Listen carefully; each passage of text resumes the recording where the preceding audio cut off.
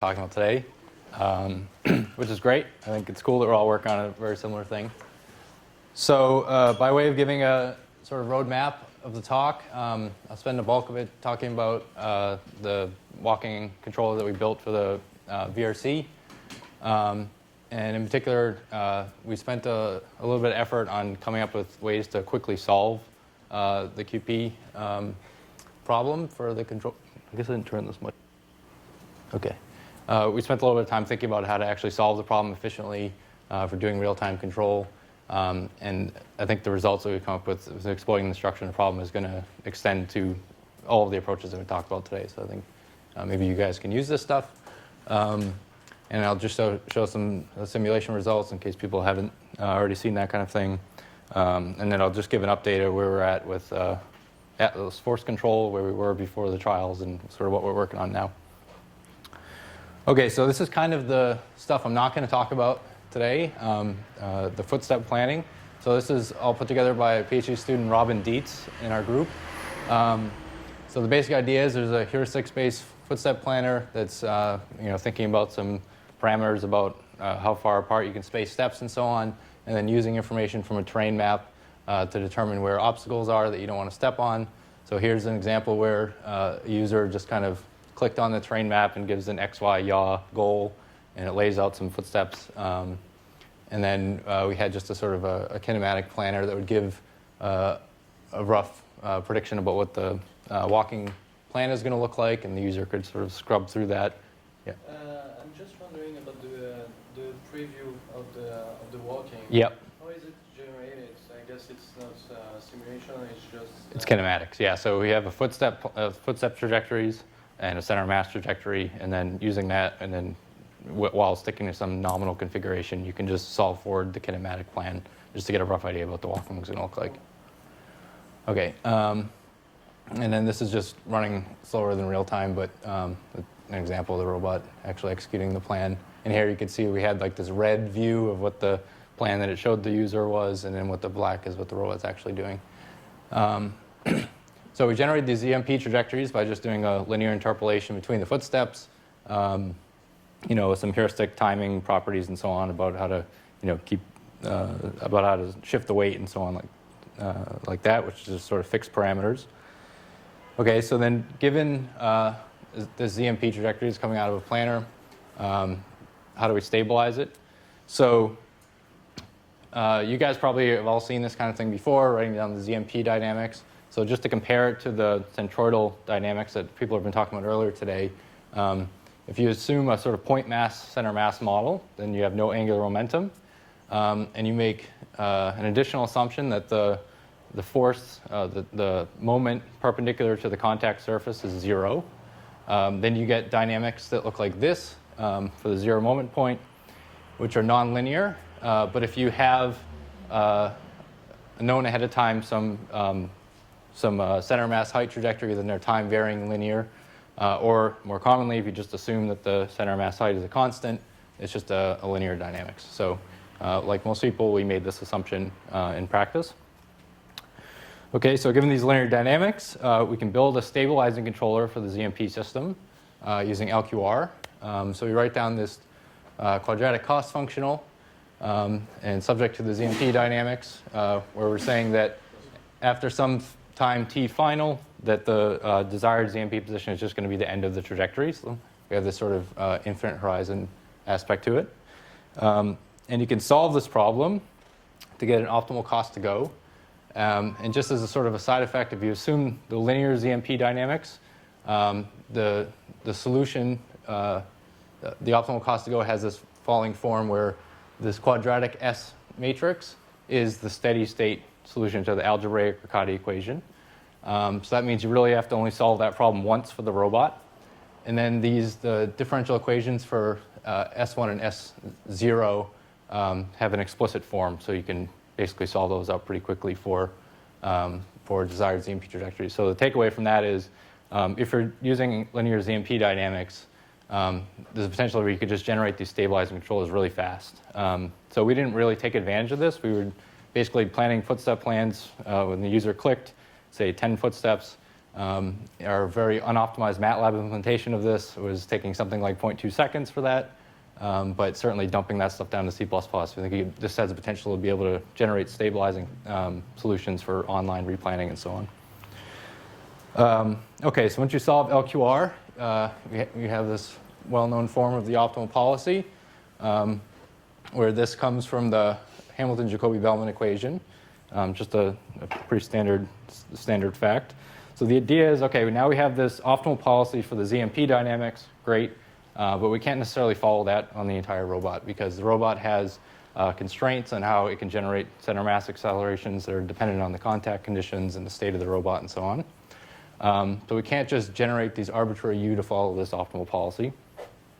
So the idea is to take this characterization of the optimal policy and stick that in the objective of a QP that's going to reason about the full body dynamics of the robot. So this has an obvious connection to control-Lyapunov approaches. So the idea is that since the cost to go is a Lyapunov function for the ZMP dynamics, if we select inputs that minimize the time derivative of the Lyapunov function, that's a sort of guaranteed stabilizing controller. So in this case, we're kind of using this value function on the ZMP dynamics as a sort of surrogate that we're descending using the full robot. OK, so our actual QP formulation looked like this. So there's a lot of similarities in what people have already discussed today. I'll just point out the important pieces bit by bit. So here we have our dynamics constraint. It's just written in terms of the floating base, which allows us to then remove input to the decision variable. And then we can represent input saturation constraints as a linear constraint on Q double dot and lambda contact forces. We had a no slip constraint, which is, again, pretty common. So for any active contact, we don't want it to accelerate relative to the world. Rather than setting this to 0, we actually set it to some constant times the negative of the velocity. So we're doing some games where we're trying to make the robot walk on simulated ice and so on, and that kind of thing was actually pretty useful to make the robot sort of stop slipping. And this was pretty important for maintaining feasibility. So for things like gazebo, where your foot's jittering on the ground and so on, this constraint can be kind of strict. So putting in that little slack parameter was actually pretty useful for us. And we also used a polyhedral approximation of the friction cone and using this Pollard et al. Basis function approach that Tuan mentioned. OK, and then we generated whole body motions in a way that I guess is a little different than what other people were doing.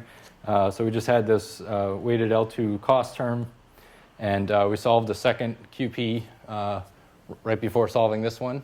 And what we did was if we had some, say, foot trajectories or hand trajectories, center mass trajectories, so on, we would evaluate them at the current time, and then we linearize the forward kinematics and then solve a QP to come up with a configuration that satisfied those objectives, and then we would just do PD on the full coordinates. So yeah, it's not clear to me that this is better than doing the other way of directly just taking these spatial accelerations and putting them as a constraint to the QP, but anyway, that's the way we did it. OK, so a key observation about this controller and the controllers that we're talking about today is that the set of active inequality constraints remains constant for the vast majority of control ticks. So if you think about it, what are inequalities? They're coming from the input limits, and they're coming from the ground reaction forces.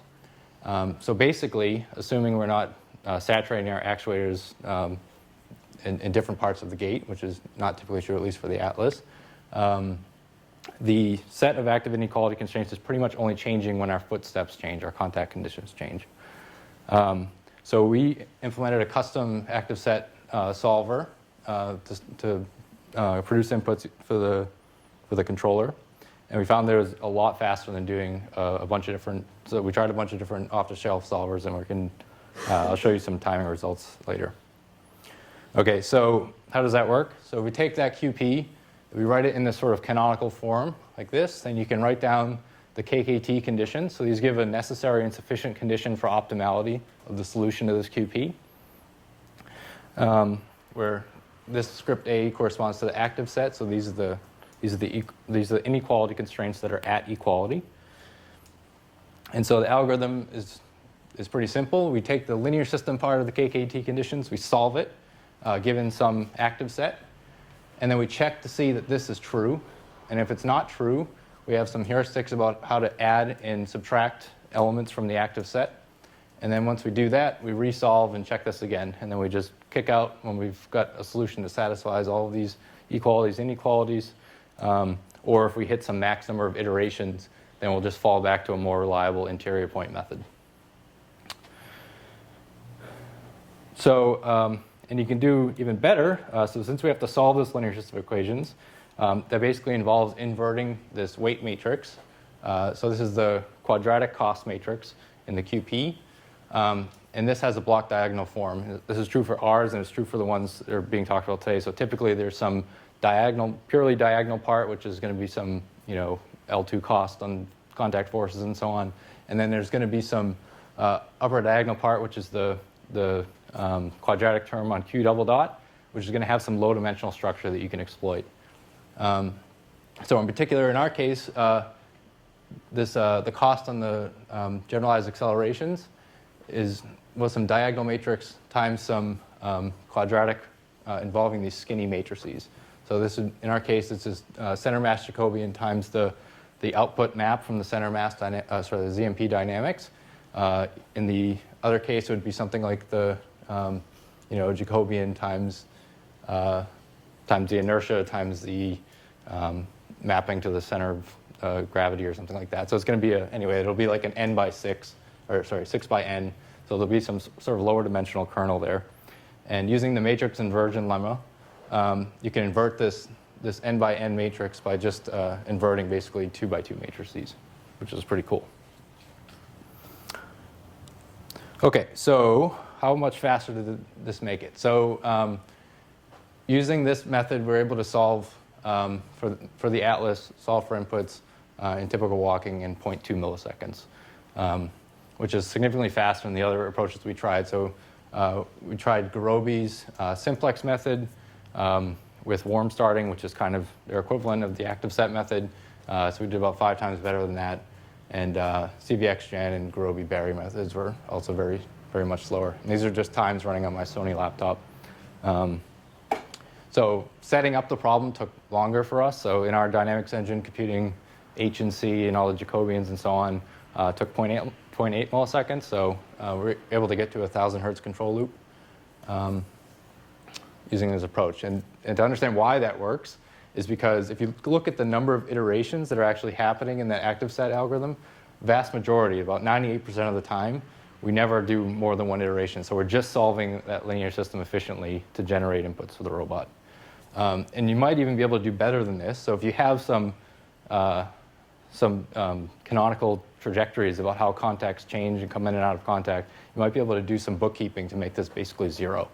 Because when you have some method of detecting when contacts happen, you don't have to iterate in the solver to figure out what the new active set is. You could just have these sort of canonical active sets stored away. We didn't actually do that, but that's just an idea. Okay, and it turns out that parameterizations matter when you start thinking about these things. So as I said, we use this sort of conic combination style representation. But if you use the Stewart and Trinkle representation, you can actually have active set changes just by changing the direction of the ground reaction force vector, which is not the case up here. You'd have to rail the edge of the polyhedron in order to make those coefficients go to 0. Okay, so these are just a couple of videos. I don't know if you guys have already seen these kind of things before, but just some examples of the robot walking in a couple of gazebo worlds here. I think this is running a little bit slower than real time. If you look down here, the real time factor is actually 0.1 because it's running on someone's laptop. And so we sped it up, I don't know, like 7 times or something to play it back. And then these are just some other simple examples, walking in the rough terrain and so on. Here you can see the footstep jitter, famous gazebo footstep jitter. All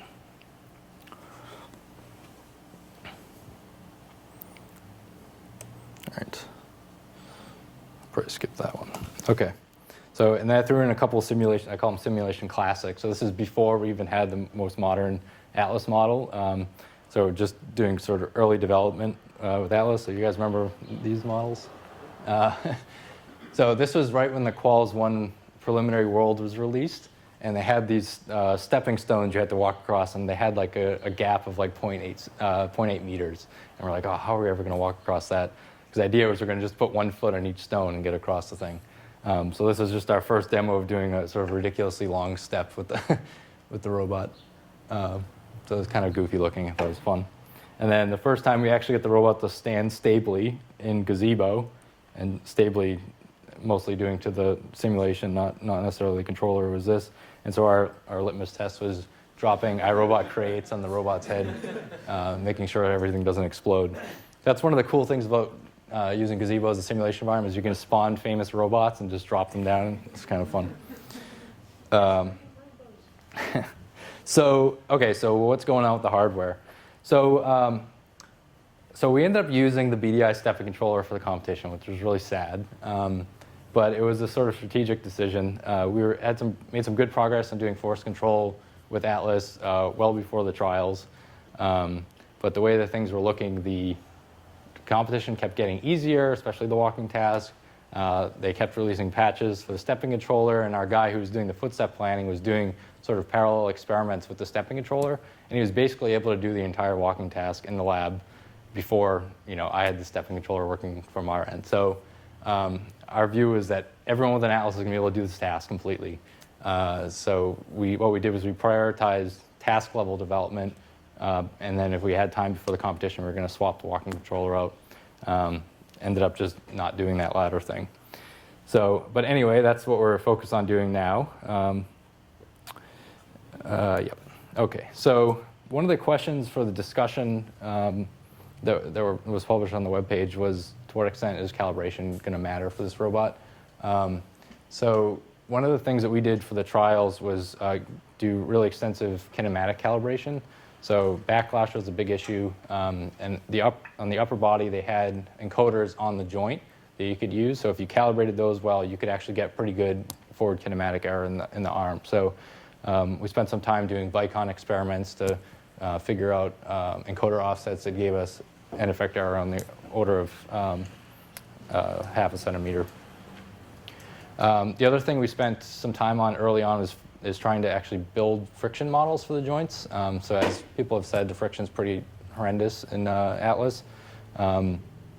So one way to do it is to do this sort of feed-forward velocity idea, and the other way to do it is to actually try to incorporate the friction into your inverse dynamics and see how far you can get with that. So I'll show you a quick video of where we got with that. And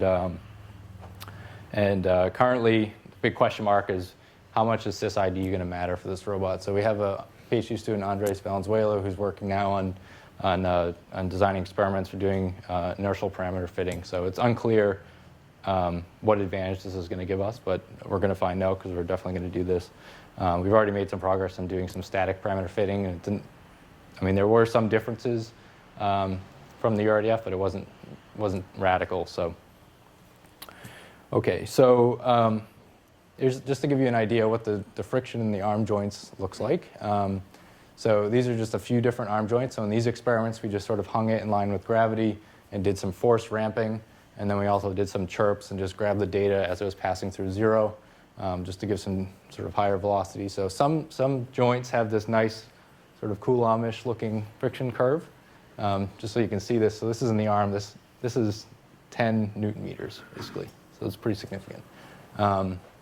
Some joints have this bizarre-looking hysteresis thing, and then some joints have something that looks like it could be stiction. Maybe there's some kind of a Strybeck effect here. We have some sort of missing data, I guess, in this point. But what we ended up doing is just taking this and saying, okay, we're just going to fit a piecewise linear Coulomb friction model and see how far that gets us. And it actually worked fairly well. So this is just a simple demonstration of doing gravity compensation in the upper body. So this is probably from like late September, early October last year. As you can see, we're already getting complacent with the robot, just going up and manhandling it. I don't think I've showed this to BDI yet, but I think you can see qualitatively there was very little resistance, and yeah, it was pretty good gravity compensation. I think in a minute Seth comes in and says, "Can he come in and play with your arm too?" And I said, "Yep." So our other team lead yelled at us right after this. He said, "You guys can't be doing that." But doing something like trying to, so I mean, we fit these friction models, and they were okay, but you can make them a lot better just by doing experiments like this, where you just mess with the parameters of the friction curve and feel what it feels like. So I don't know, being able to interact with the robot when you're doing this kind of tweaking makes a big difference.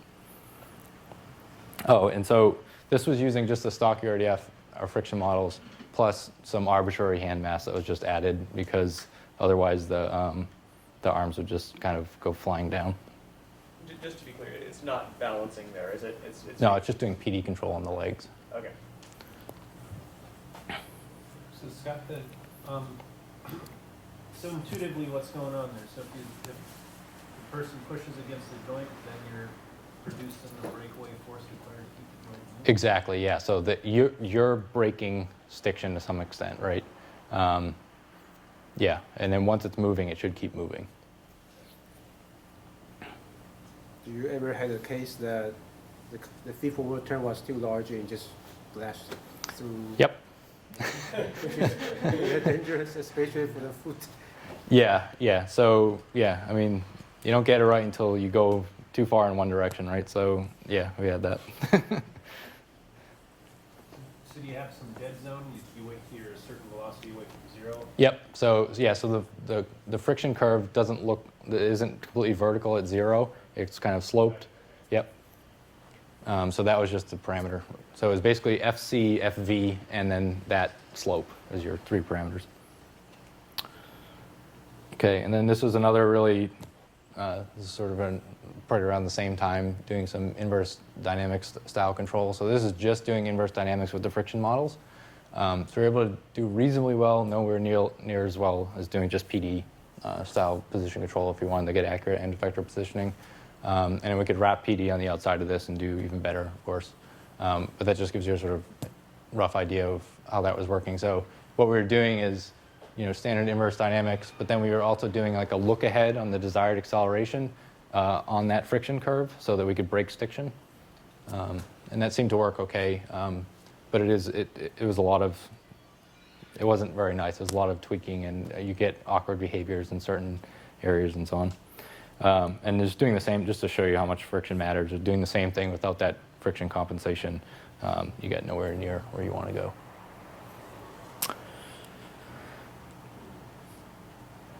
Okay, so so more recently, so this is just right after the trials. Basically, we've been working on putting our balancing controller on the robot. So this is doing force control for the lower body. And then just doing some center mass chirps, basically. Those are the kind of experiments we were doing to tune up the legs.